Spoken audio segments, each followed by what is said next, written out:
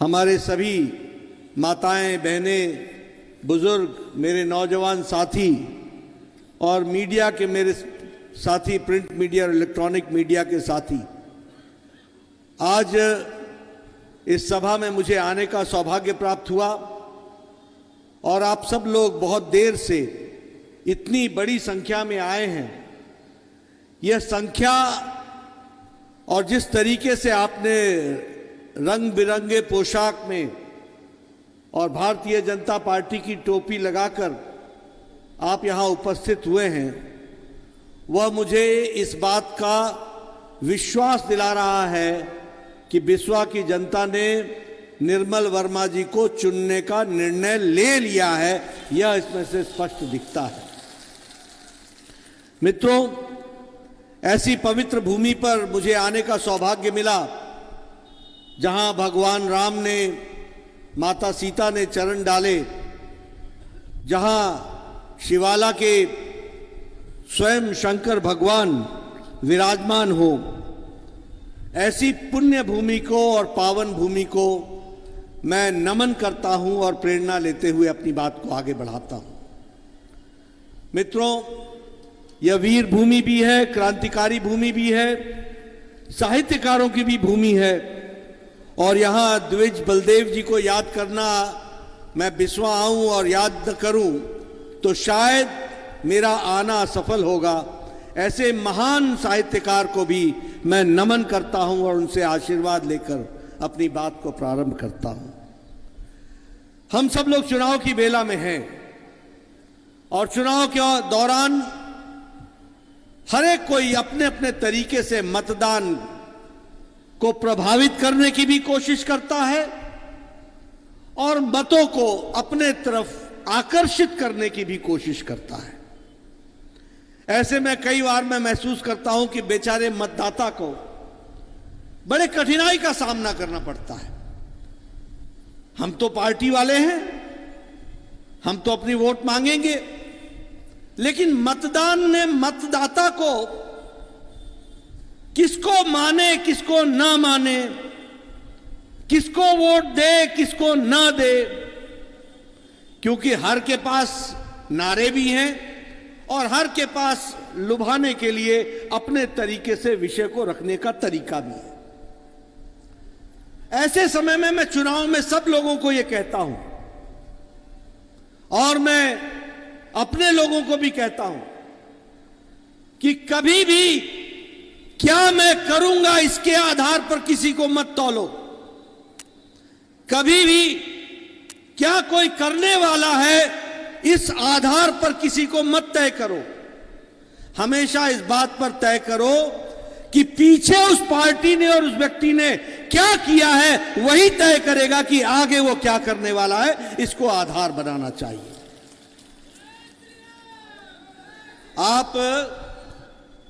मैं election commission की वकालत हमेशा करता हूं कि आप रिश्ता ढूंढने जाते हो तो खानदान पूछते हो, चाल चलन पूछते हो, सारी बातों को ध्यान में लेते हो, तब जाकर के तय करते हो कि आगे किसको हमने अपना रिश्ता में जोड़ना है।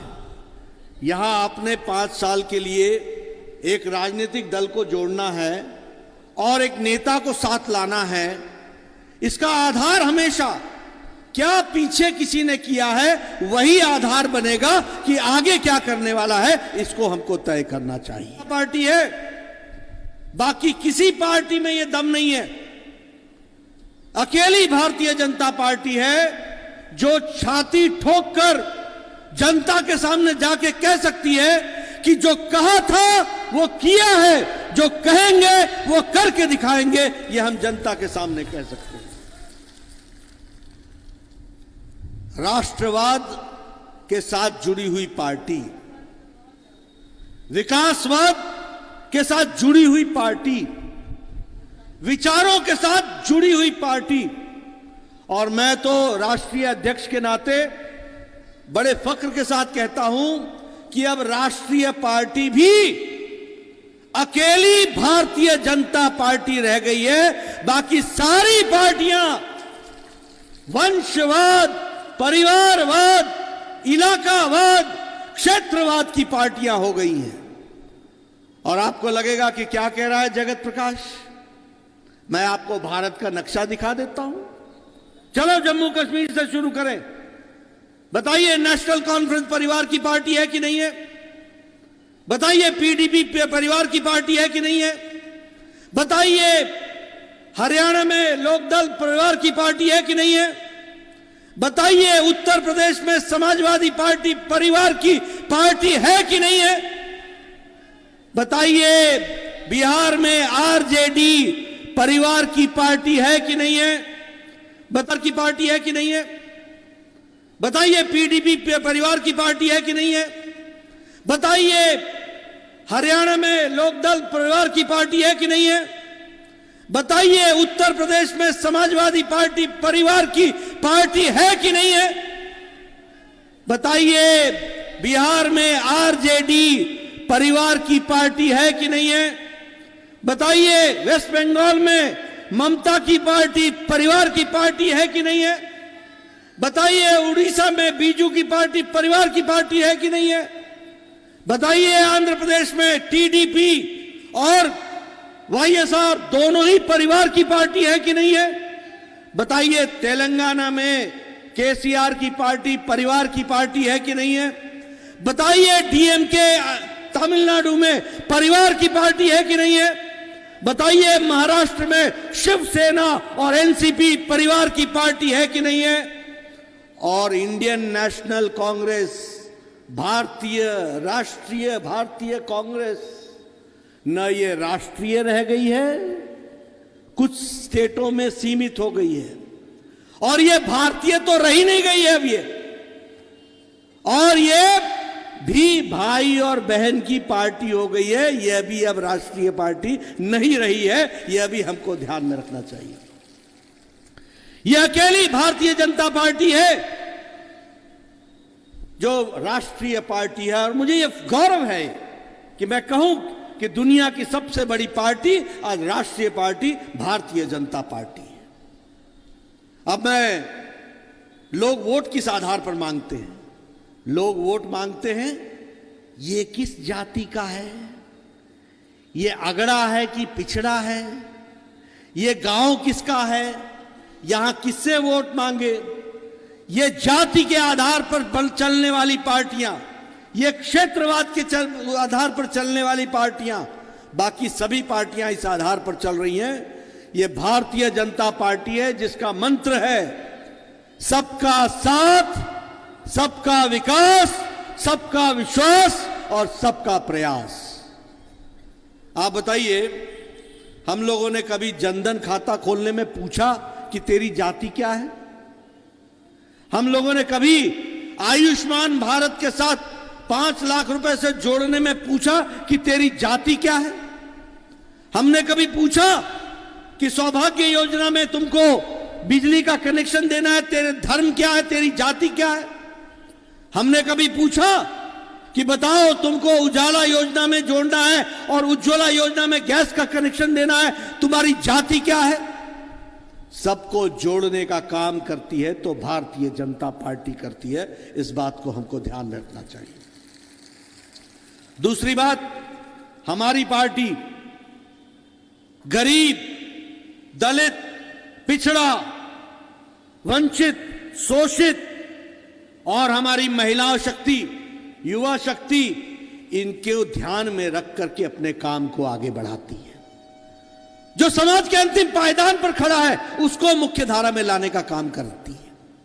ये फिर आप जनधन योजना को ले लो, जिसमें करोड़ों के हिसाब से 40 करोड़ लोगों को जनधन खाता खोला गया, सिर्फ इसलिए कि मोदी जी का किसान सम्मान निधि से लेकर के, आयुष्मान भारत से लेकर के बाकी सारी स्कीमों का पैसा सीधे बिना किसी दलाल के जनधन खाते में पहुंचे, इस बात के लिए पहुंचाने की योजना बनी है। उसी तरीके से अगर मैं बात करूं प्रधानमंत्री आवास योजना की, अब प्रधानमंत्री आवास योजना की भी अगर मैं बात करता हूं तो लगभग पिछले 1 साल में 1 करोड़ 76 लाख पक्के मकान बने हैं। 1 करोड़ 76 लाख। और उत्तर प्रदेश में 42 लाख घर बने हैं।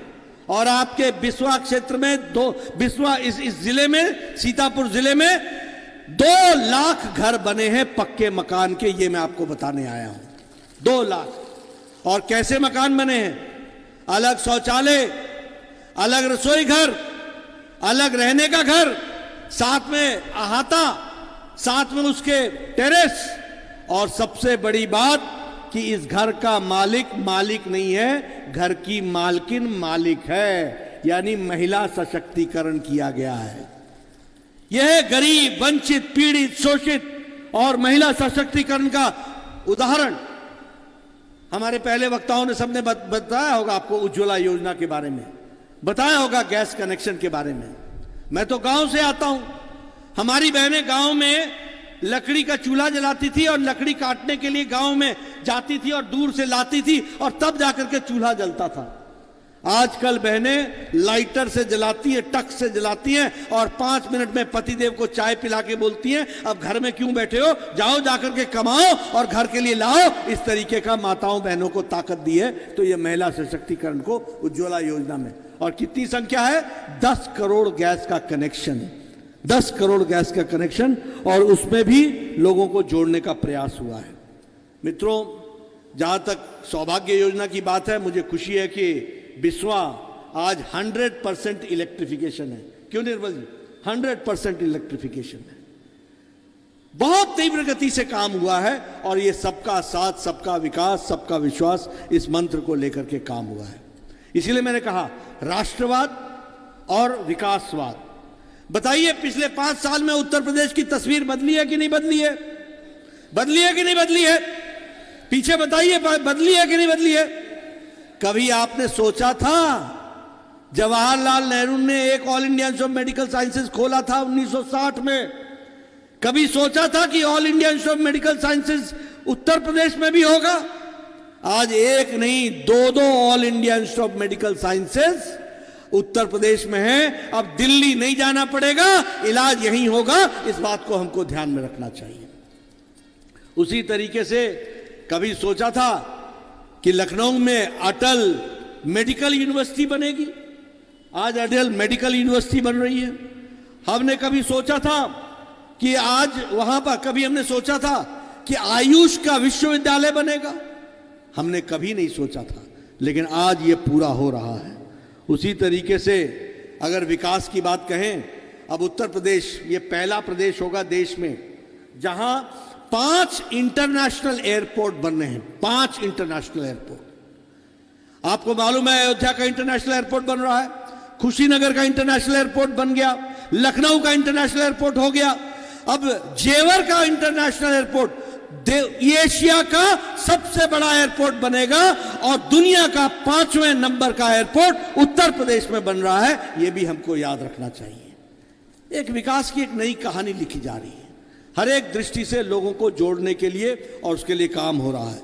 अगर मैं सड़कों का जाल की बात करूं, पूर्वांचल एक्सप्रेसवे हो, बुंदेलखंड एक्सप्रेसवे हो, गोरखपुर एक्सप्रेसवे हो, चाहे गंगा एक्सप्रेसवे हो, ये सारे उत्तर प्रदेश को 4 लेन 6 लेन सड़क से जोड़ रहा है। मित्रों, ये जो जोड़ने का काम है ना, ये याद रखना, ये सड़क नहीं है, मैं इसको विकास की गंगा कहता हूं। विकास की गंगा है, ये आपने याद रखना, ये इसको हमेशा आप समझ करके चलना। उत्तर प्रदेश की एक नई तस्वीर बन रही है। बताइए, इस तस्वीर को आगे बढ़ाना है कि नहीं बढ़ाना है? बढ़ाना है कि नहीं बढ़ाना है? गंगा एक्सप्रेसवे का काम तेजी से चलना है कि नहीं चलना है?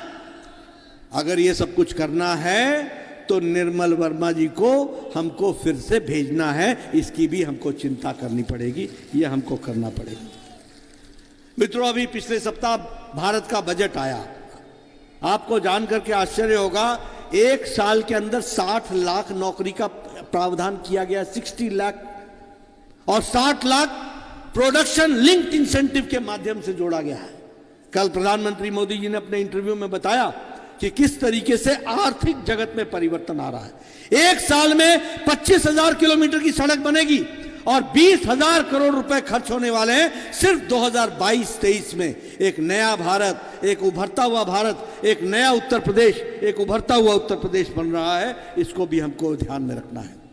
हर घर जल, हर घर नल, इसकी योजना के लिए भी एक साल में लगभग 3 करोड़ 80 लाख घरों में पानी का टैप वाटर पहुंचाया जाएगा और इसके लिए 60,000 रुपए का प्रावधान किया गया है। उसी तरीके से इस वर्ष लगभग 80 लाख घर भी बनेंगे और उस पर 48,000 करोड़ रुपए खर्च होने का प्रावधान किया गया है। इस तरीके से विकास को जोड़ा गया है। मित्रों, मैं आपके सामने विकास की बड़ी लंबी कहानी कह सकता हूं, लेकिन आपका मैं ज़्यादा समय न लेता हुआ सिर्फ आपको आपके इलाके के विकास के बारे में बताना चाहूँगा। बताइए, आपके यहाँ 132 केवी का पावर स्टेशन बनकर के तैयार हो गया कि नहीं हो गया? 132 केवी का, क्यों निर्मल जी? 132 केवी का। उसी तरीके से आपके यहाँ ये जो जल जीवन मिशन है, इसके लिए 150 करोड़ रुपए इसके लिए आवंटित हो गए कि नहीं हो गए? और उसका काम चल पड़ा है, ये मैं बिस्वा के लोगों को बताना चाहता हूं। उसी तरीके से यहां पर सीतापुर, बिस्वा और बहराइच, इसके जो सड़क है इसका भी खैराबाद तक का काम इसका भी शुरू हो गया है। यह भी आप सबके ध्यान में होगा ही। और जो बिस्वा की सड़क है उसको चौड़ा किया जा रहा है, बिस्वा से सिंधौली तक। उसी तरीके से सिधौली से लेकर के नैमिषण रनिया तक, यहाँ तक का भी चौड़ा किया जा रहा है, उसको भी बढ़ाया जा रहा है। और ये किवानी नदी पर ब्रिज बन रहा है और वह भी सकरन ब्लॉक में बन रहा है। इस तरीके से विकास के नए नए आयाम इस क्षेत्र में भी स्थापित हो रहे हैं। मुझे खुशी है, पूर्व स्वास्थ्य मंत्री रहा हूं, हमने बहुत कोशिश की। आज मुझे खुशी होती है कि 176 सब सेंटर सीतापुर जिले में खुल रहे हैं, नए sub centre, health sub centre. यह भी मैं आपको बताना चाहता हूं कि 176 खुल रहे हैं। उसी तरीके से गर्ल्स डिग्री कॉलेज नैमिष में, उसका भी काम पूरा हो रहा है। एक विकास के दृष्टि से यहां भी बिस्वा में आपके यहां बहुत तरीके के काम चल रहे हैं, ये आपके सामने में रखना चाहता हूं। जो हमारा संकल्प पत्र आया है वो आपने देखा होगा।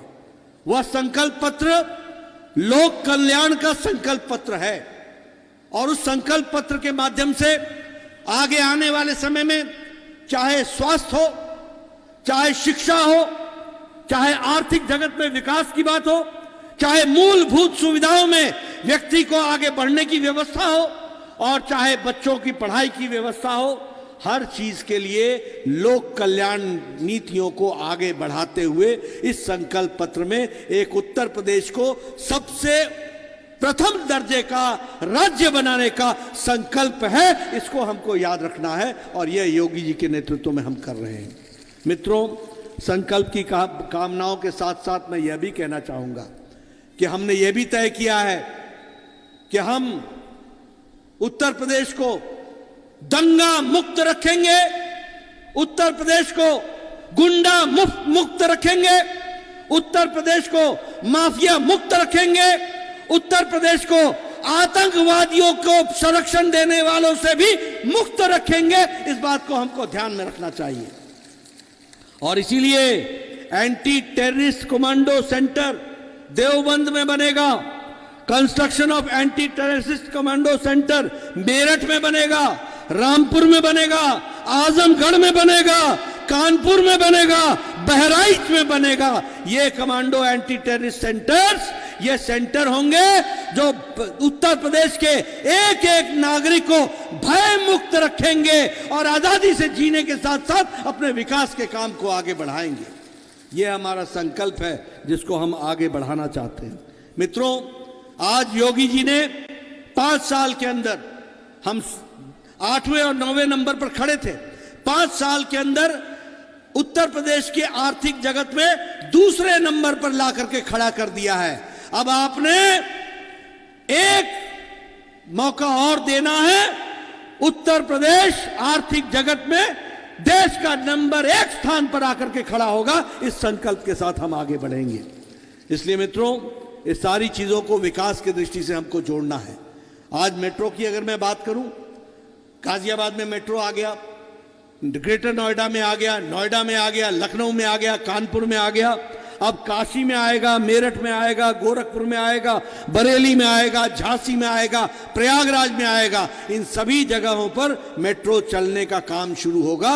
यानी उत्तर प्रदेश में अब ऐसे 10 बड़े महानगरों में मेट्रो चल पड़ेगी। यह भी एक विकास की कहानी हमको याद रखनी चाहिए। यह सब हमारा संकल्प है जिसको हम पूरा करना चाहते हैं। गरीबों की चिंता करने के लिए अन्नपूर्णा सेंटर चलेगा, जहां बहुत ही सस्ते में लोगों को भोजन की व्यवस्था की जाएगी। इस तरीके से भी व्यवस्था करने का काम किया गया है। मित्रों, मैं राजनीतिक दृष्टि से बहुत सी बातें आपसे कर सकता हूं, लेकिन आज सिर्फ मैं आपको एक ही बात कहने आया हूं कि आपने पिछले 5 साल में आपने देखा होगा, पिछले अखिलेश जी के ज़माने में उत्तर प्रदेश में 5 साल के अंदर 200 दंगे हुए। कितने हुए? 200 दंगे। और पिछले 5 साल में यूपी में योगी जी की सरकार में मोदी जी के आशीर्वाद से एक भी दंगा नहीं हुआ। यह आपको याद रखना चाहिए। दंगा मुक्त उत्तर प्रदेश रहा है। और जब मैं दंगा मुक्त उत्तर प्रदेश आपको कहता हूं तो मैं आपको मुजफ्फरनगर की याद दिलाना चाहता हूं। क्या कहा था सुप्रीम कोर्ट ने? सुप्रीम कोर्ट ने कहा था कि ये जो दंगे हुए हैं मुजफ्फरनगर में, इसके लिए अखिलेश सरकार दोषी है। उन्होंने क्या कहा था कि अखिलेश सरकार भेदभावपूर्ण से रवैये से काम कर रही है। यह सुप्रीम कोर्ट ने कहा था। क्या कहा था सुप्रीम कोर्ट ने? उन्होंने कहा था प्रशासन फेल कर गया है और प्रशासनिक अधिकारियों को कोई भी तरीके का डायरेक्शन राजनीतिक नेताओं ने नहीं दिया है। और इस दंगे में लगभग 93 लोगों की जानें गईं, 93 लोगों की माताओं की कोख सूनी हुई। और इतना ही नहीं, इसके साथ साथ यह भी हुआ कि लगभग इन दंगों में जो लोग थे, जो इसमें दोषी थे, उनको भी बचाने का काम उस समय जो आज जेल में है आजम खान साहब, उनके कहने पर छुड़ाने का काम भी हुआ था। और मौलाना नाजिर जो उस समय मुख्य अभियुक्त थे मुजफ्फरनगर दंगे के, उनको अखिलेश ने स्पेशल प्लेन से बुलाकर अपने घर में गेस्ट बनाकर उनकी खातिरदारी की थी। यह भी आपको याद रखना चाहिए। इस तरीके का प्रशासन चला था। क्या ऐसा प्रशासन आप चाहते हो? क्या ऐसा प्रशासन चाहिए? मित्रों, इसलिए मैं कहता हूं कई बार, यह व्यक्तियों का चुनाव नहीं है, यह निर्मल वर्मा का चुनाव नहीं है। यह निर्मल वर्मा के माध्यम से दंगा मुक्त उत्तर प्रदेश का चुनाव है। इसको हमको समझना होगा। यह निर्मल वर्मा के माध्यम से विकास युक्त उत्तर प्रदेश का चुनाव है। इसको हमको समझना पड़ेगा। यह निर्मल वर्मा के माध्यम से बढ़ता हुआ उत्तर प्रदेश देश का 1 नंबर का राज्य है। इसको हमको चुनना पड़ेगा, इसको हमको ध्यान में रखना पड़ेगा। मित्रों, विकास की एक नई कहानी लिखी गई है। मैं जब उत्तर प्रदेश के दंगों की बात कर रहा था और आपको बताया, तो आपको कैराना भी याद होगा। आज पहले फेज का चुनाव चल रहा है। लगभग 60 परिवार पलायन कर गए थे। कोई पूछने वाला नहीं था, कोई माँ बाप नहीं था, कोई सरकार नाम की चीज नहीं थी। लेकिन आज वो वापस आकर के बसे हैं और परिवार फिर से वहां पर खुशहाल रह रहा है। इसको भी हमको याद रखना चाहिए, यह भी हमको ध्यान में रखना चाहिए। मित्रों, मैं आपके सामने आज 2 घटनाएं बताने आया हूं और मैं चाहूंगा कि मेरे मीडिया के साथी मेरी घटनाओं को और मेरे बताए हुए बातों को आंकड़ों सहित रखने का प्रयास करें। और मैं चाहूंगा कि अखिलेश मुझे मेरे आरोप पर जवाब दे। और अगर वो जवाब नहीं देते हैं तो आप समझ लीजिए कि उनके मन में खोट है, उनके मन में बेईमानी है और वो किस तरीके से उत्तर प्रदेश चला रहे थे, इसका जीता जागता नमूना है। मैं घटना बताता हूं आपको। 7 मई 2007 गोरखपुर में गोलघर में सीरियल ऑफ बम ब्लास्ट हुआ था। 7 मई 2007 गोलघर बम ब्लास्ट गोरखपुर, उसमें लोग मारे गए थे। यूपी पुलिस ने कुछ नहीं किया और यूपी पुलिस कुछ कर भी नहीं पाई, ना उसके बारे में सोच पाई। लेकिन एनआईए, देश की नेशनल इन्वेस्टिगेशन एजेंसी ने एक व्यक्ति को पकड़ा जो हरकत उल जिहाद अल इस्लामी का सदस्य था। उसको पकड़ने के बाद ध्यान में आया कि एक और इंडियन मुजाहिदीन का व्यक्ति पकड़ा गया। एक का नाम था तारिक कासिम, जो आजमगढ़ का रहने वाला था, और एक का नाम था खालिद मुजाहिद, जो जौनपुर का रहने वाला था। ये दो आदमी पकड़े गए और इन पर आरोप लगा कि गोरखपुर के बम ब्लास्ट को कर रचने वाले ये लोग, ये आतंकवादी थे। आपको जानकर के आश्चर्य होगा कि अखिलेश जी जब मुख्यमंत्री बने तो आजम खान के कहने पर उन्होंने इन दोनों के खिलाफ मुकदमा वापस ले लिया। क्या ले लिया? आतंकवादी केस का ये केस जो था, मुकदमा जो था, उसको वापस ले लिया। इलाहाबाद हाई कोर्ट ने कहा, अखिलेश जी बतौर मुख्यमंत्री तुम केस वापस नहीं ले सकते हो, भारत के कानून के तहत केस चलेगा, मुकदमा चलेगा और सजा होगी। आज मैं आपको बताना चाहता हूं कि तारिक कासिम को आजीवन कारावास उत्तर प्रदेश के कोर्ट ने उसको सुनाई और वो आज आजीवन कारावास में है। ये हम ध्यान में रखना चाहिए। लेकिन मैं पूछना चाहता हूं अखिलेश जी से, मेरा आरोप है कि आपने आतंकवादियों को संरक्षण दिया, मुझे जवाब चाहिए। मैं दूसरी घटना बताता हूं आपको। 31 दिसंबर, डेट नोट कर लीजिए, 31 दिसंबर 2007 रामपुर में CRPF, central reserve police force के कैंप पर आतंकवादियों का AK-56 के साथ हमला हुआ। 7 सीआरपीएफ के जवान मारे गए। 7 परिवारों की माताओं की कोख की सुनी हुई, बच्चे अनाथ हुए। कैंप में एक सीआरपीएफ के जवान को एक नहीं 7 को मार दे। यूपी पुलिस हाथ पर हाथ धर के बैठी रही, कुछ नहीं हुआ। नेशनल इन्वेस्टिगेशन एजेंसी ने, एनआईए ने एक व्यक्ति को कहां पकड़ा? नेपाल और भारत के बॉर्डर पर पकड़ा। और जब उसको पकड़ा, उसका नाम था शहाबुद्दीन, वो था बिहार का रहने वाला। उसको जब पकड़ा तो 7 लोग पकड़ में आए और 7 लोगों के खिलाफ मुकदमा चला कि इन्होंने सीआरपीएफ के 7 जवान को मारा था। आजम खान के कहने पर अखिलेश जी जब मुख्यमंत्री बने, इन्होंने यह केस विड्रॉ किया, मुकदमा वापस लिया। मैं आरोप लगा रहा हूं, मीडिया वाले अखिलेश से पूछना, अगर मैं गलत बोल रहा हूं तो मेरे ऊपर मुकदमा करना। मैं आरोप लगा रहा हूं। यह केस वापस लिया। इलाहाबाद के हाई कोर्ट ने यह केस वापस लेने को इनकार कर दिया और कहा कि यह आतंकवादी केस है, भारत के कानून में इसका फैसला होगा। और आपको जानकर के खुशी भी होगी, 4 लोगों को सजाए मौत हुई और 3 लोगों को आजीवन कारावास हुआ। यह देखिए आप। लेकिन मैं पूछना चाहता हूं अखिलेश बाबू, बतौर मुख्यमंत्री तुमने शपथ ली थी, मैं ईश्वर की शपथ लेता हूं कि मैं संविधान की रक्षा करूंगा। आपने ये शपथ तोड़ करके आपने आतंकवादी की रक्षा की, आपने आतंकवादियों का साथ दिया। मेरा आरोप है, क्या ऐसे लोगों को मुख्यमंत्री बनना है? क्या आप ऐसे लोगों को बनने देंगे? क्या ये जिंदा उत्तर प्रदेश है? ये देश को, दुनिया को दिशा देने वाला उत्तर प्रदेश है। ऐसे लोगों को घर पर बैठाना जरूरी है और निर्मल वर्मा को काम देना जरूरी है ताकि वो विकास करके आगे बढ़ सके। ये हमको ध्यान में रखना चाहिए। मैं ये आरोप लगा रहा हूं आपके सामने। और आप सब तो किसान हैं। किसान तो चावल के एक दाने से पहचान लेता है कि चावल की किस्म क्या है। तो मैं तो राजनीतिक हूं।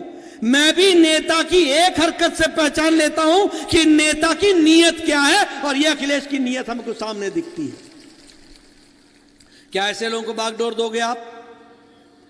और जाइए, मेरी बात कल अखबार में छपनी चाहिए मीडिया भाई, और बताना, और इसको नोट करके डेट वाइज बता करके पूछना कि क्या ऐसा मुख्यमंत्री जो प्रदेश का रहा है, क्या ऐसे लोगों को क्यों हाथ में बागडोर दी जाएगी? वो काला अध्याय था, उत्तर प्रदेश का काला अध्याय था। माफिया दंदनाते थे, खनन माफिया। आजकल ये लोग या तो जेल में हैं या बेल पर हैं, और आधे से ज्यादा तो उत्तर प्रदेश के बाहर हैं, बेरोजगार हो गए हैं। आजकल अखिलेश के साथ घूम रहे हैं रोजगार। और देखिए इनकी भाषा, बताइए आजकल ये भाषा का इस्तेमाल करते हैं कि नहीं? 10 तारीख का इंतजार करो, 10 तारीख का इंतजार करो। मतलब अभी रोटी पकी नहीं, खाने वाले पहले तैयार हो गए और धमकी देने वाले पहले तैयार हो गए। क्या ऐसे लोगों को बागडोर दोगे? आज एक नेता जिसको वोट डालना था, मतदान का प्रयोग करना था, उसने अपने मतदान का प्रयोग ही नहीं किया। ये परिवारवाद की ठसक है, ठसक, घमंड। और ऐसे लोगों को प्रजातंत्र की हनक जवाब देती है, ऐसे लोगों को जवाब देती है, ये आपको याद रखना चाहिए। इसलिए मित्रों, मैं आपसे निवेदन करने आया हूं, हमारे निर्मल वर्मा जी जिस प्रकार से नाम निर्मल वैसे निर्मल है, सबको साथ लेकर के चलेंगे, विकास करेंगे, तीव्र गति से आगे बढ़ाएंगे, और मोदी जी का आशीर्वाद रहेगा, योगी जी काम करेंगे। हमारे राजेश वर्मा जी जब भी मुझे सांसद में मिलते हैं हमेशा अपने इलाके की बात करते हैं, मुझे ये देना है, मुझे ये देना है, ये हमेशा आपकी बात के लिए लड़ते रहते हैं। तो उन सारी चीजों का विकास की जिसको हम कहते हैं कि आवाज, वो यहां तक पहुंचेगी और विकास का काम यहां पर होगा और हो रहा है, उसको और गति मिलेगी। इसलिए मैं आपसे निवेदन करने आया हूं, गांव-गांव जाइए, घर घर जाइए, लोगों को समझाइए, यह वोट आपका अपना है, आपके भविष्य का वोट है, आपको आगे बढ़ाने का वोट है, आपके आर्थिक जगत से लेकर के व्यक्तिगत विकास से लेकर के देश को सुरक्षित करने का वोट है, उत्तर प्रदेश को आगे बढ़ाने का वोट है। आप जरूर कमल के निशान पर बटन दबा करके मोदी जी के हाथ को मजबूत कीजिए, योगी जी को मजबूत कीजिए, निर्मल जी को काम दीजिए, विरोधियों को आराम दीजिए, उनको घर पे बैठाइए, इनको काम में लगाइए। इन्हीं शब्दों के साथ बहुत बहुत धन्यवाद।